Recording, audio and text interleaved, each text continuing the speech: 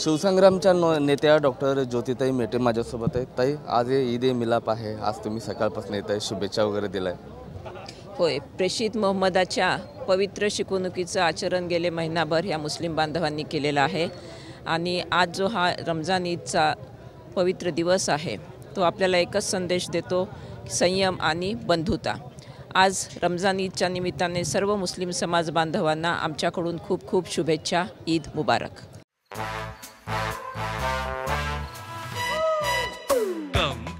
Come, my love, please don't say no, baby. Come, my love. V-Guard के air coolers extra large cooling pads के साथ जो अच्छों को ठंडा करे। V-Guard air coolers, long lasting cooling. ताई, कार्यकर्ते असतील, नागरिक असतील, संभ्रमात आहेत। ताईंचा निर्णय काय झालाय? आज आता ह्या राजकीय विषयावरती चर्चा नको। आज आपण फक्त समाज बांधवांना शुभेच्छा देऊया। राजकीय भूमिका लवकरच जाहीर करते।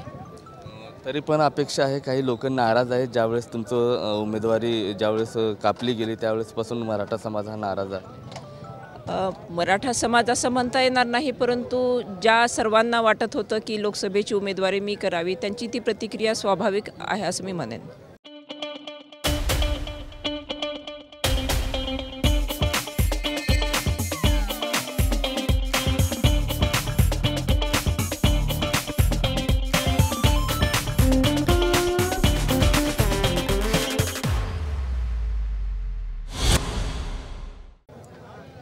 ताई, किती दिवस लागतील निर्णायक भूमिका घ्यायला? कार्यकर्ते देखील तुमच्यावरती विसंबून बसलेले आहेत। कार्यकर्त्यांनाही ती कल्पना आहे की आम्ही ज्या प्रक्रियेतून जातो आहोत, कारण एखादी निवडणूक लढवायची म्हटल्यानंतर त्याच्या पूर्वतयारीचा पूर्णपणे आढावा घेतला पाहिजे आणि ते आम्ही घेतो आहोत।